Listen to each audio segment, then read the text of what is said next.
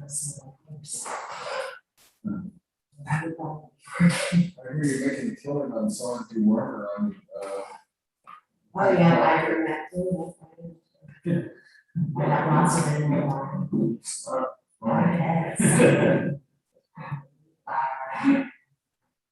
You are recording and you are live. You guys have a wonderful night and You too. Rick, you've got my number. if you need anything. Thanks, Tammy. You're very welcome. Good night, guys. Okay, welcome everyone. This is the meeting of the Village of Turnersburg Planning Board, August 26, 2021. And I'd like to call the meeting to order. First order of business is to do the roll call. So please state your name. John Olbert, Rick Geiger, Greg Hutman. and Mark Devokidis. Yes. Great. Thank you very much. What about, it says it's being recorded, it looks like. Yes. I'll have to do it on this one.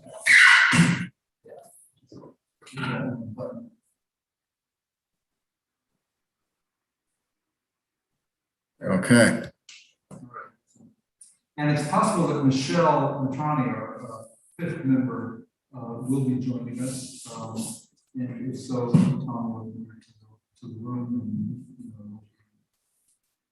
as well. Because we have a quorum here in person, this is an official meeting. It turns out that under the currently existing New York law, has now clicked back to the normal law. That it's possible for board members to be here remotely, but it's not possible to count them for purposes of being in the quorum or for voting. So that'll be the status of things tonight. I don't think there's anything other than calling the meeting to order that require a quorum. And I don't think we'll be voting on it. So it turns out to be sort of a moot point. But it is something we'll need to keep in mind going forward. The sort of slow move back to normalcy has had some bumps in it, caused by sort of how this is being done and indeterminacy of various parts of the pandemic, the variant, and so on. But we're doing the best we can, and this is our first in-person meeting in well over a year. And so I'm delighted to be doing that, because that's the piece of this that I miss the most. It's just something about doing it on Zoom that's incredibly convenient, and thankful that the internet allows that kind of thing to happen. It's certainly not as congenial to be on a Zoom platform, breakouts, and various other things. But, so we get to be in person, which is great. So we don't have any new business. Although I do want to alert the board to a couple of things that I think are in the pipeline. It looks like we might have a couple of site plans coming up. None of them are for sure, and so I'm not talk much about what they are. But they're both interesting, and I think the full of at least a couple of them will be full of issues for us to consider.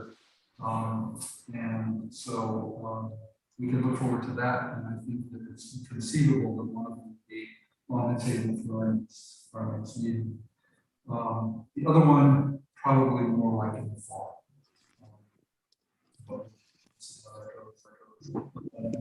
So that's just keep in mind. It looks like we'll have some activity on actual applications in site planning. All right, our old business. You've seen. We were asked by the trustees to provide additional comments on the comprehensive plan draft. Final stage of thinking about. You'll recall that this past March, we provided an early round of comments on the first draft, the draft that came out of the committee. They've now asked us to go back to it, take another look, and provide additional suggestions that we'd like to have considered before their meeting. I think it's coming month, right? Yes. September. Early. Second week of September, because it's entirely possible we can have a public hearing at that time, as I understand it. And it's entirely possible that at that meeting, after the public hearing, they'll vote to adopt whatever the draft comes at that point. So our comments, you know, I don't know how much additional change can be made, but they have asked us to do this, and so we're happy to do it. I circulated, I asked for members, as you know, to provide comments, and then I have to organize them and kind of put them in some kind of you know, coherent form.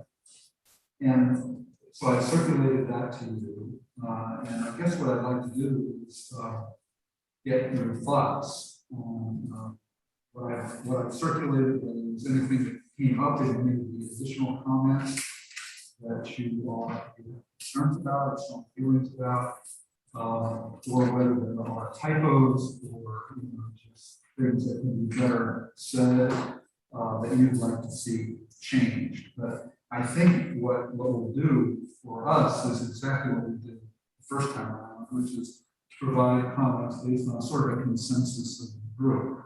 Not, you know, not necessarily that we all agree with every single word, but that overall, this is our sense of what things are.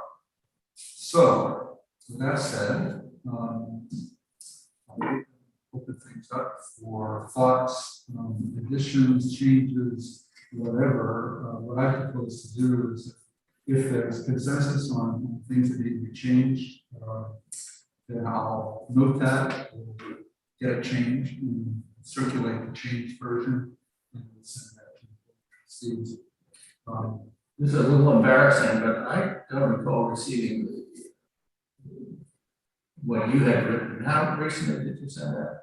I sent it on Tuesday morning. Oh, gosh. Can I take a look? Yeah. Sorry, here we go.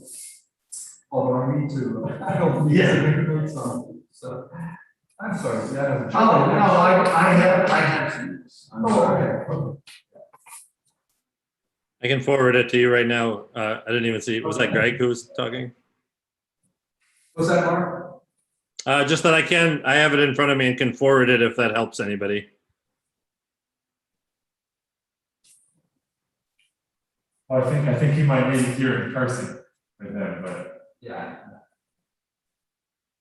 Yeah, no, John, he did. I had it. I thought that it was Greg's comments. I didn't read carefully enough. So, Mark, you got this, right? I did, yes. I'm looking at it. All right, so what do you think, guys? this is great. I do just, I'm glad that the number 5 bullet, I guess, about the traffic calming village sidewalks, maintenance repair, that comment was put in there. I forgot before when we put that in, I but did. okay, I'm glad that was put in there. That was, I missed that on my review, but that was something that has always stuck up for me since moving here to the village, that just the lack of sidewalks on going up 227 in Silver Village. So I'm glad that that's highlighted. I think it should be as part of a priority area this is village to consider. Sure, yeah, and I thought that, you know, the thing that occurred to me about that was that how interconnected the traffic calming and the sidewalks actually are. You know, if you're not going to maintain the sidewalks, then you've sort of given pedestrians no choice, right, but to walk in the road. And if they're walking in a road where you know there are speeding issues, you know, they're lanes. And I think that's an important point. If you separate the two things out, you kind of see them as distinct, but they really are, especially as you say, out 227 way, also the older part of the village. Cayuga Street, Congress Street, Bradley Street, Washington Street, those streets all have old sidewalks on them. They're just not paved. And yet people walk in that area all the time. The concentration of sidewalks recently has been on Main Street and on the south side of Main Street, where access to the school rightly has been really focused on. Good job, sidewalks department. Mr. Olbert's hard work has been assured, but there are other parts of the village that just not have that kind of attention. And yet it's, you know, speeding issues and pedestrian and bicycle and safety, pet safety issues are starting to get worse and worse. Well, certainly the section near you is conservative. Really. So anyway, that's why that's in there. Any other thoughts on, you know, just how I put this together with the other things in different order? I basically didn't put them in any kind of priority, except I wanted to make sure that they acknowledge Greg's work. So I put that at the beginning. They'll certainly read that. I'm going to ask once again to just take a look at that. Oh, So what I do there is I did include some of your general comments too in this portion of your general, which was, you know, you sort of pulled out a few things that you thought were particularly strong. And I do want to say I think yeah, absolutely. Right. So there are some questions posed in here. There's two questions about one about the signage and one about the tree lawn between the sidewalk and the street. I wasn't sure, should we as a planning board weigh in on the answers to these questions, or is that more rhetorical? Because there is, an intended timeframe for adoption of this town plan. I'm not sure how much time can really be given to answering those questions. Yeah, there was sometimes the comp plan draft drifted into the zoning bylaw, wording of the zoning bylaw and proposals for that, that comes later, that under normal circumstances. I'm not sure. So your example being one, does the comprehensive plan talk about those tree lawns in specific terms or just in general terms? I see what you're saying. So one thing we could do, one thing we could do is say that, instead of making it a question, sort of suggest that the committee takes up the actual revisions to the zoning ordinance, should think hard about these issues that probably don't need to be covered in the comprehensive plan. Right, that's a good. I like that approach. I think that would work well for both questions. One about the signage, which is regulated in the zoning law as it is, and then the other one about the tree line. I do know, being the representative of the planning board on the zoning bureau committee, that both. Well, I'm not sure about this. We haven't come to the signage yet, but certainly the frontage on the street, the tree lawn. That has come up in discussion. I think we're going to be looking at that a little bit more. So I think that's a good approach. Tying that into the review of these zoning ordinance.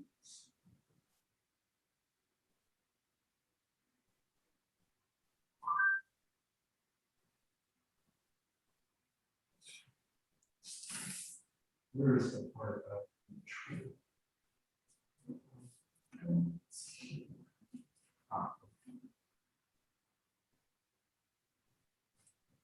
Yeah, because that's a very, I would say it's more of a fine range, the aspect that can be,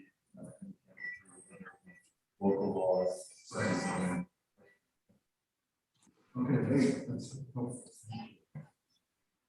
Just do this for your text. Any additional thoughts? That looks good, from what I see. I mean, I think, you know, I think Ben,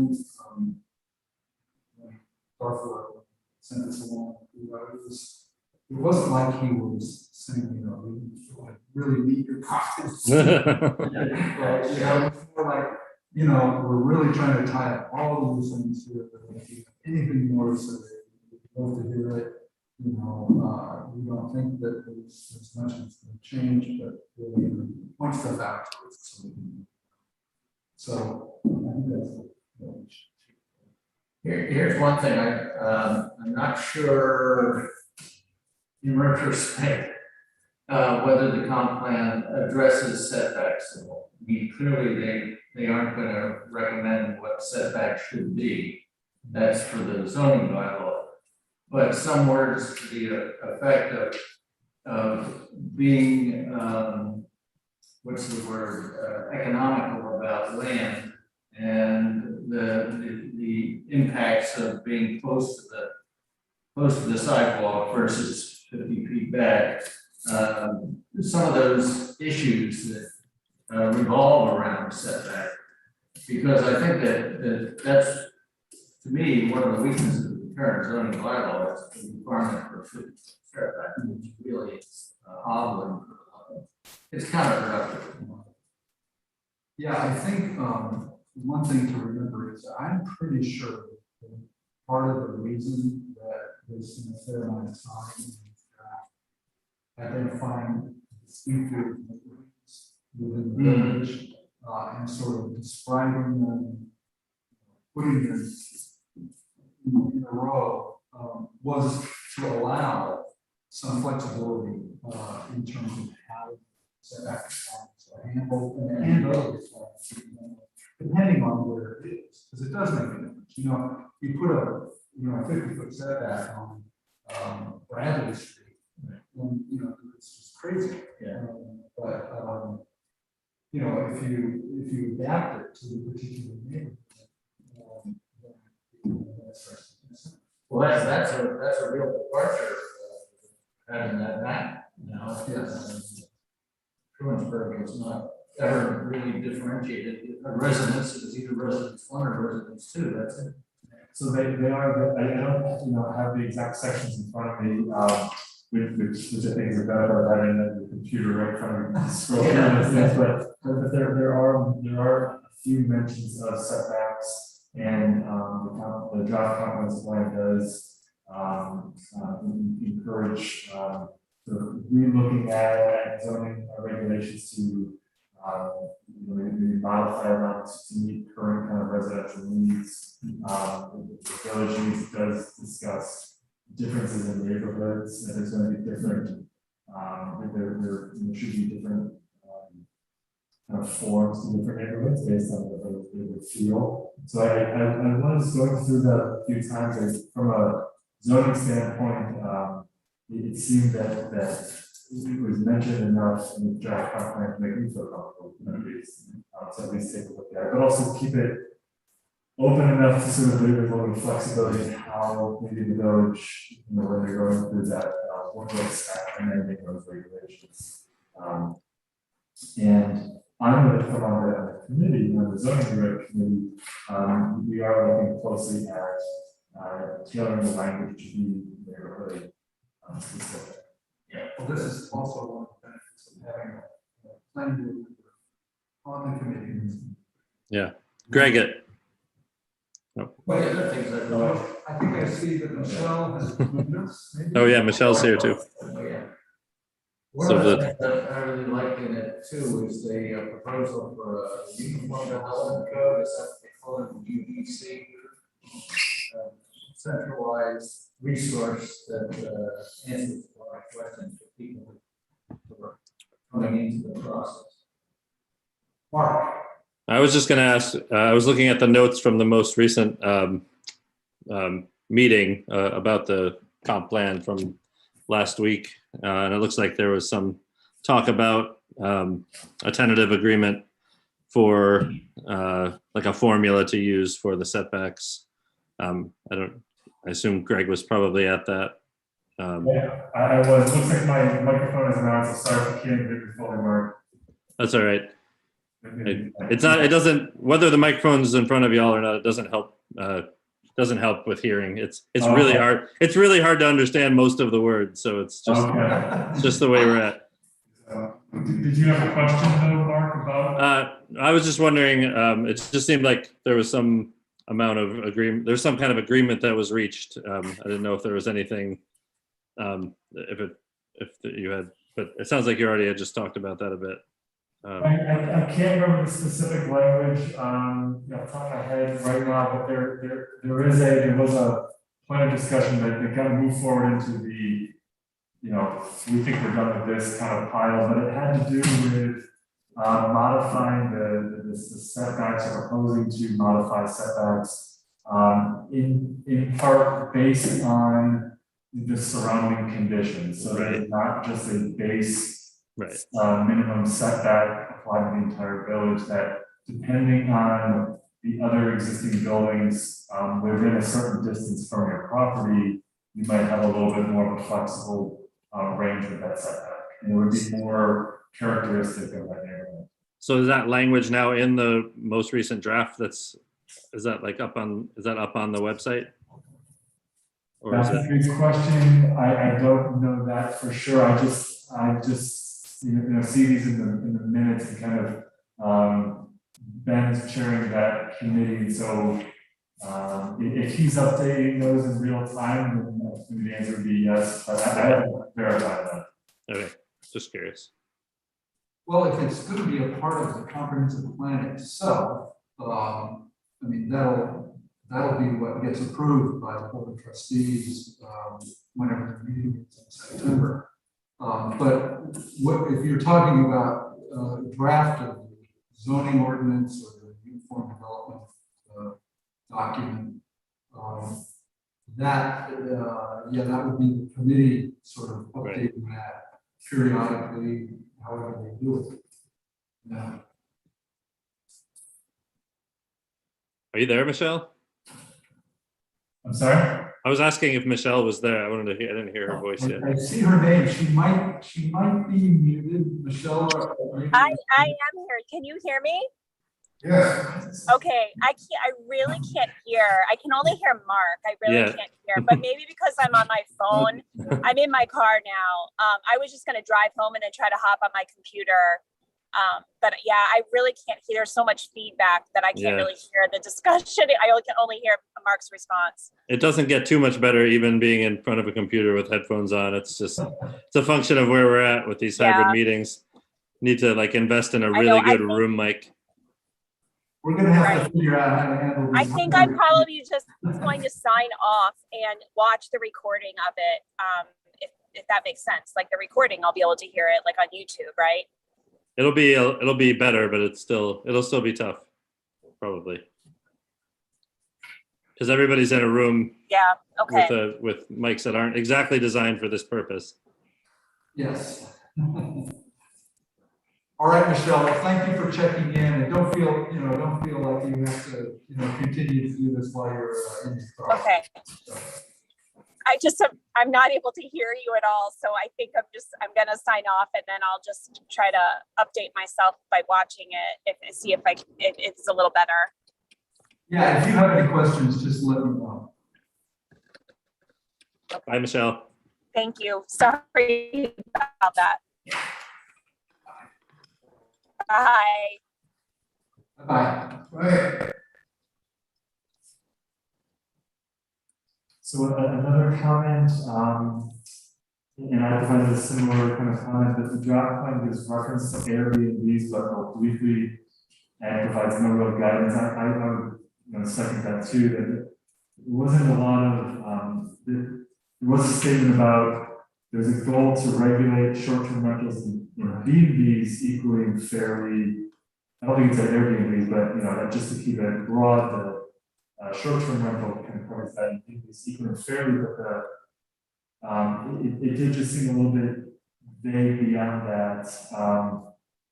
And so, but this is another issue that can be addressed through zoning.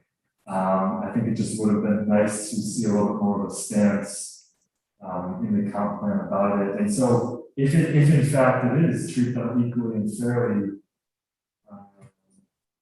the action step under that did sort of kind of waffle a little bit, it seemed, to just say to treat them. Well, I guess I don't have my version here, but Here we go, right? yeah.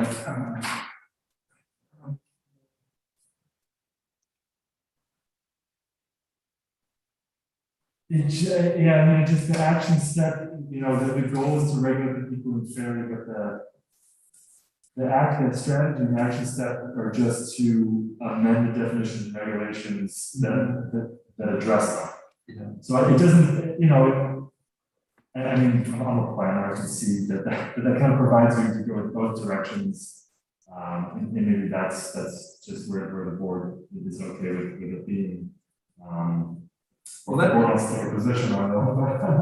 No, that's how I wrote it, was that, there may be a difference of opinion as to exactly how this needs to be handled, but it is, again, I think tying that into the work of the committee in the zoning ordinance, next step, is where the nitty gritty of that kind of stuff, is handled. It's where the rubber meets the road.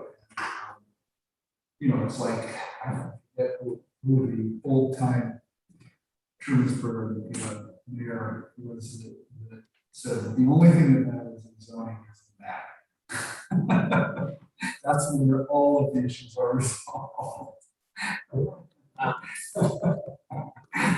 Well, that'll be what either makes it controversial or not. What's in residential, what's commercial, what's true. But it's obviously there's more than that involved. This is one of those issues that I'm sure we will have.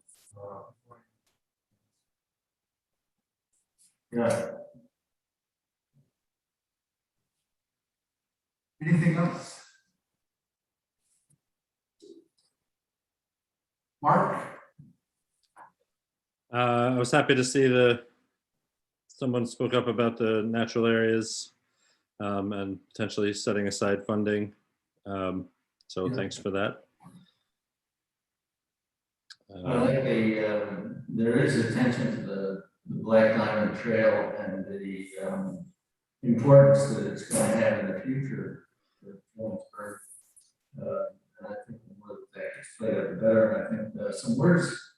One thing that doesn't come up much in the comprehensive plan is the role of signage and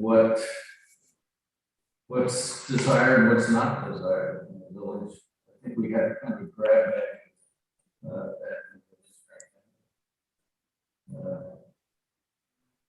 In particular, the getting from the end of the Black Diamond Trail and getting into Trumansburg. Yeah. That could be much improved. Isn't it called out in the comp plan though as a future connection and some maps? Yeah, but in the meantime, you can easily travel from the Black Diamond Trail to Trumansburg, but there's no wayfinding arrangement at this point. You're on your own. Yep. And the entrances to the village are not particularly well demarcated as welcome to Trumansburg. And the signage on Main Street is kind of correct. There is a sign bylaw, but it's not really attended to very much. Yeah, it's more oriented toward, commercial signage, that is for directional signage. But insofar as the village wants to promote tourism, that's one way to do it, is to have a very coherent That'd be a, exposure. So do you think something needs to be added to this? I guess, no, I'm just wandering here, but, yeah, I mean, that'd be a great thing to throw into the, 4.5.3 to develop more parks, trails, and open space. But if there's a separate spot for signage, I don't know where it goes, but I'd be, I mean, it's just as a general thing, I'd be strongly in favor of getting people into the village in any way possible. A lot of people are using that Black Diamond Trail these days.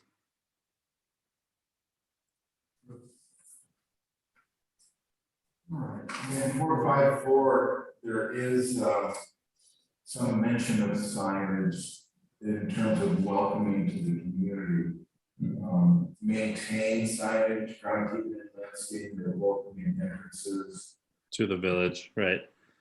So it doesn't, There's since nothing that, specific for, here's how you get to Black Diamond Trail.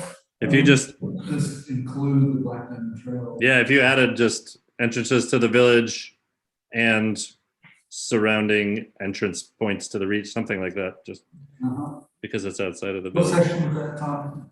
Well, 4.5.4. Four. Goal maintain and enhance beauty of the village. Now, what's the one for? 4.5.3, develop more park trails and open space. And it talks about developing the trails Right, and connecting, and action, identify locations for possible future parks, activities, and yeah. So there's nothing real specific about promoting signage for these things, and it's a great idea.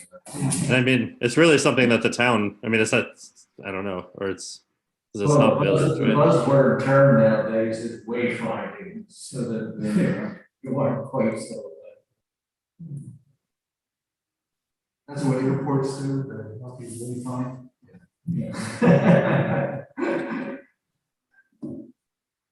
All right, that's a good, I think I will add that.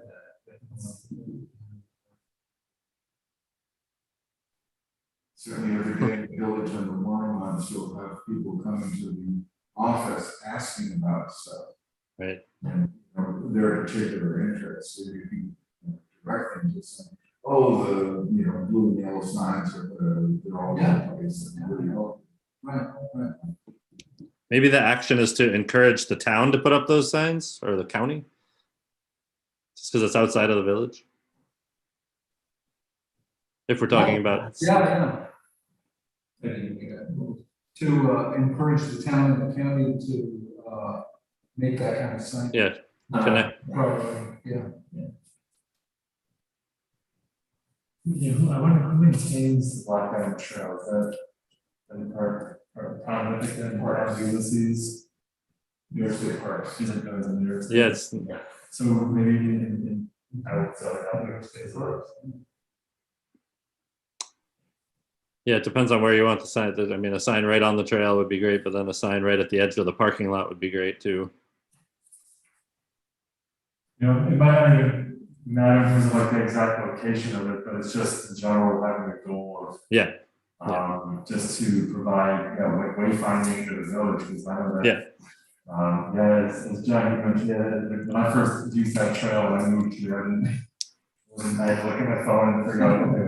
right. You know, I'm thinking of a good analogy.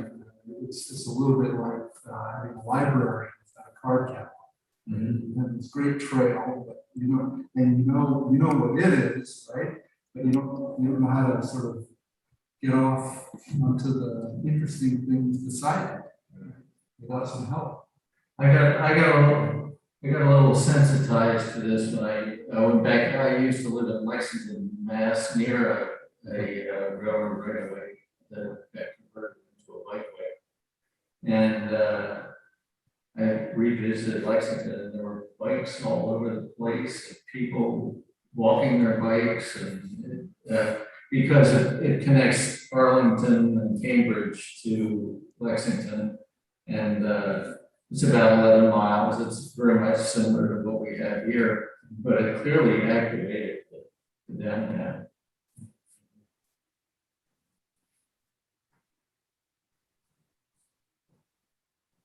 All right, well, thank you very much. That's great stuff. I'll add these things, add and amend some of them a little bit to tie more into not so much a comprehensive plan as more like pay attention to this as you're looking at the zone.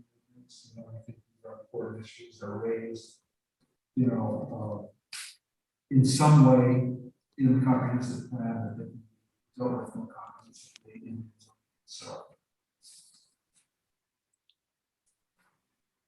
all right, I'll make those revisions, I'll send them around. I'd like to get them to the board. Probably end of, let's see, Labor Day is next Week from Monday. So yeah, if we could get it to them, beginning of that.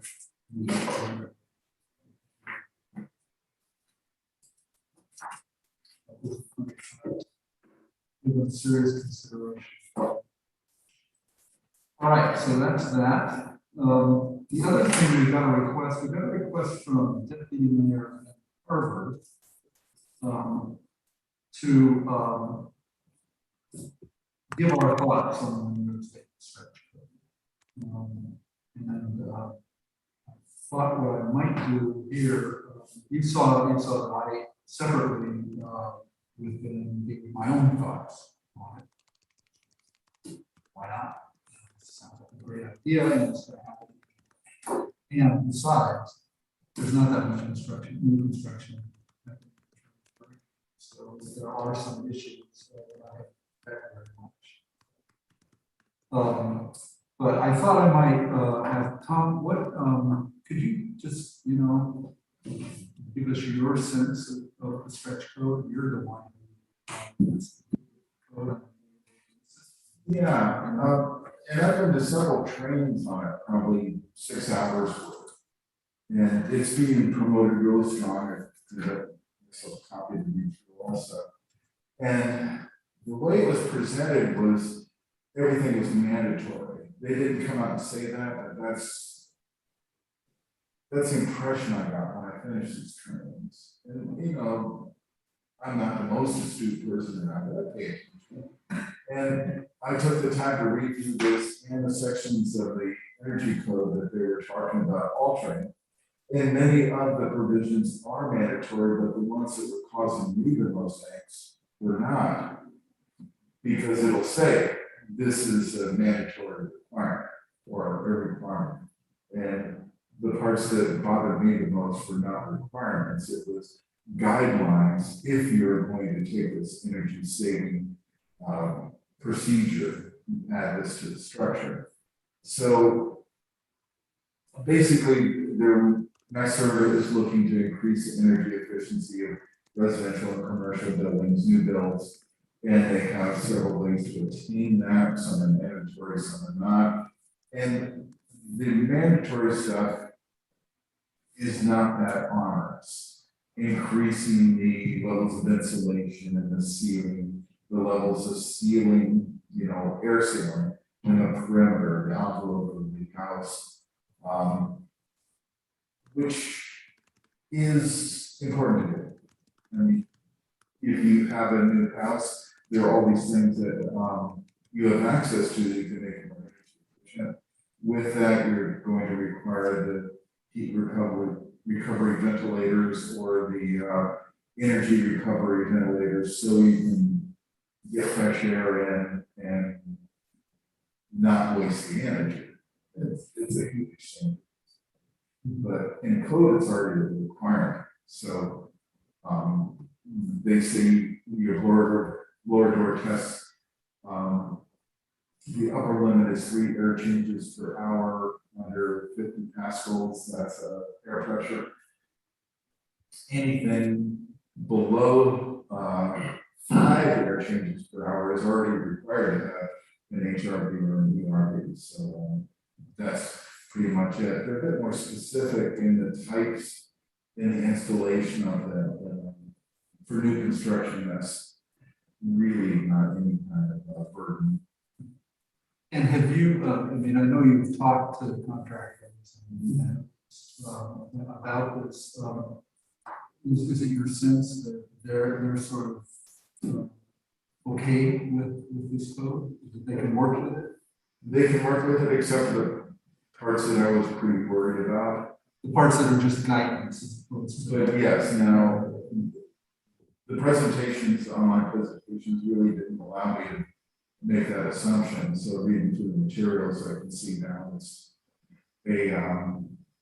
not a requirement, but if you're going to do it, here's how the steps you're supposed to take to do that.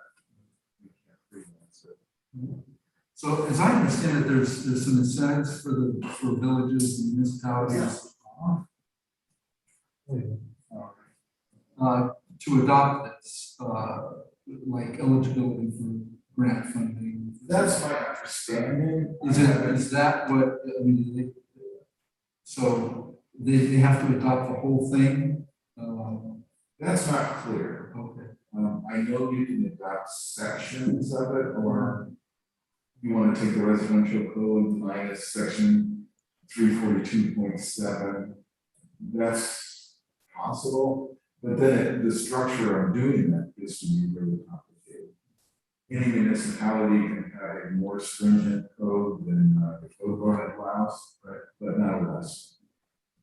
But after having read it, talked to folks, I'm a lot more comfortable saying, okay, we could adopt this wholesale.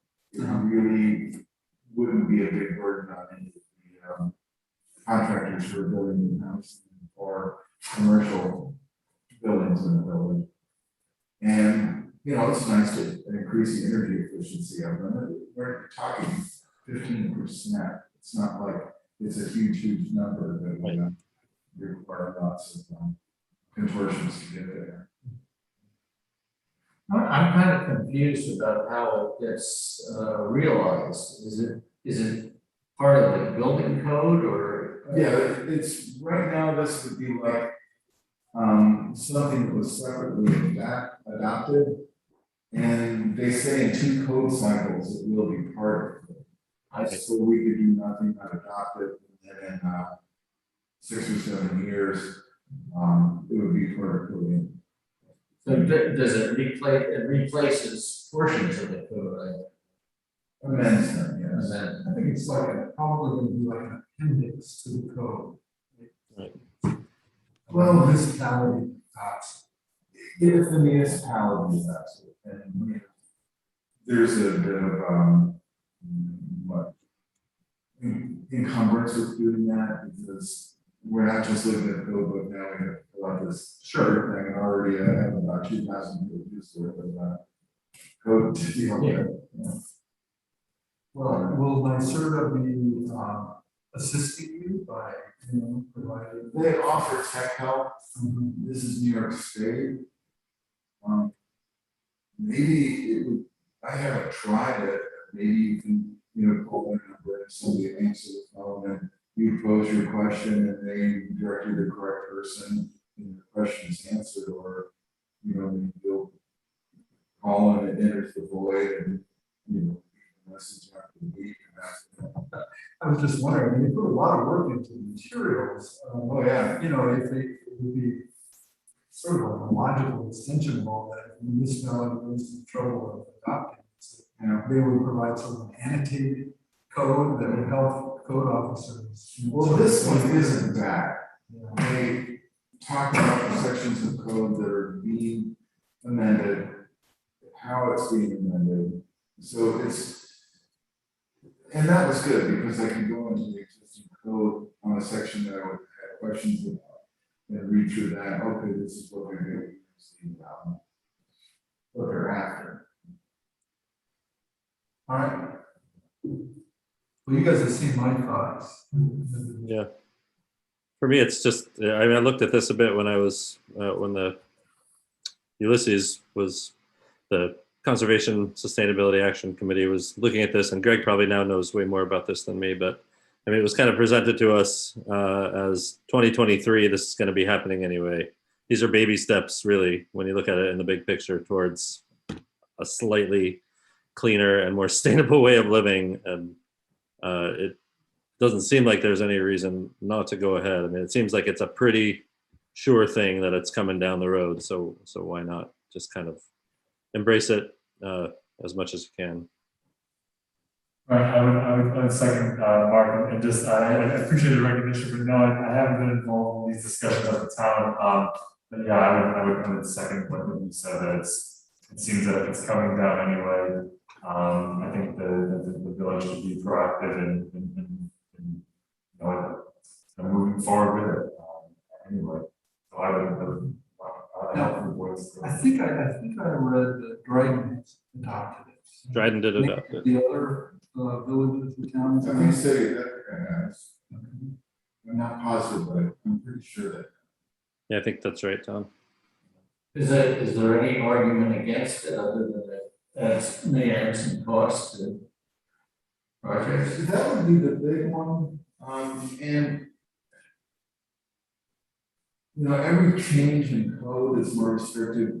The first 10 months, we are having to enforce it. There's a lot of blowback from the builders, especially when air sealing and blower door tests become mandatory. Oh, we can't do this, and you know, it's going to be costing way too much, and it's like, I don't know, it's simple actually. And one particularly recalcitrant builder came to me after he built his house, had his blower door got burned through. He said, "Man, this is great. All winter we just had one space heater heating the whole house while we were working on it once it's sealed up." You know, this was, but fortunately, there's a lot of different people working on the code regulations. It's not just one little group that's super interested in energy. You know, a lot of the NYSERDA folks are that, but unfortunately, it wasn't just them.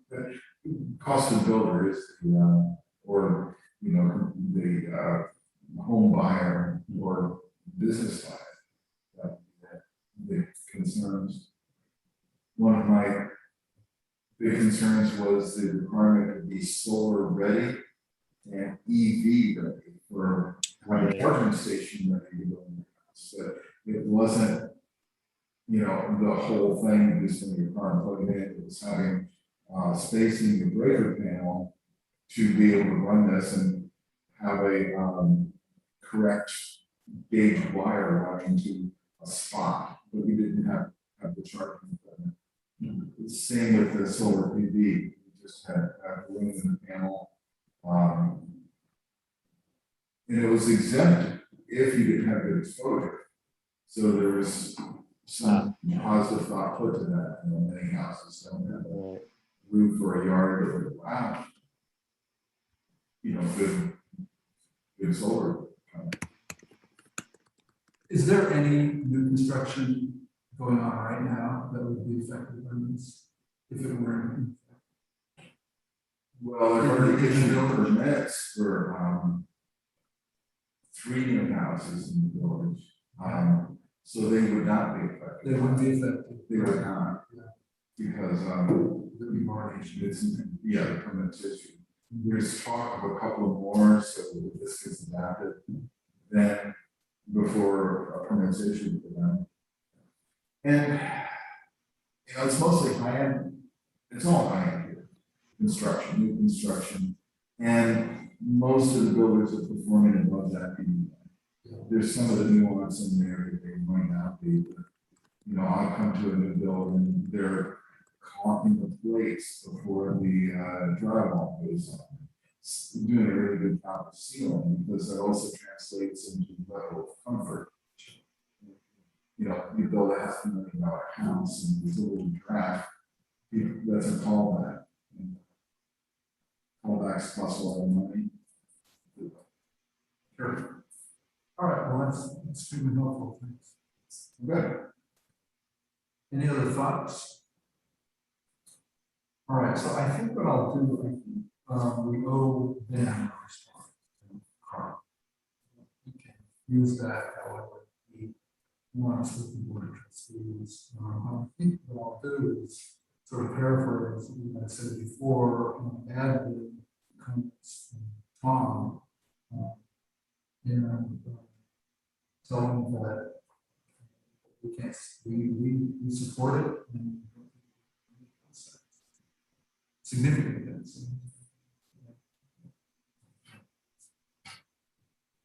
And probably will pursue funding associated with adopting. Yeah, right. Get those grants. Yeah. All right. So, is there any additional business? Only things from the, just to go back a little bit on there is a public hearing on September 9th for the draft comprehensive plan. So you were talking about getting comments in on that. We just, Oh, it's September 9th. yeah, it probably has not been posted yet. I'm sure we will have to make public hearing for notice, but that would be for the All right, so I may just do things on. Thank you. yes. Yeah, I mean, Liberty is kind of coming in, you never really know what it's going to be right at the beginning. It's going to be, a week into it. So not quite calibrated properly right now.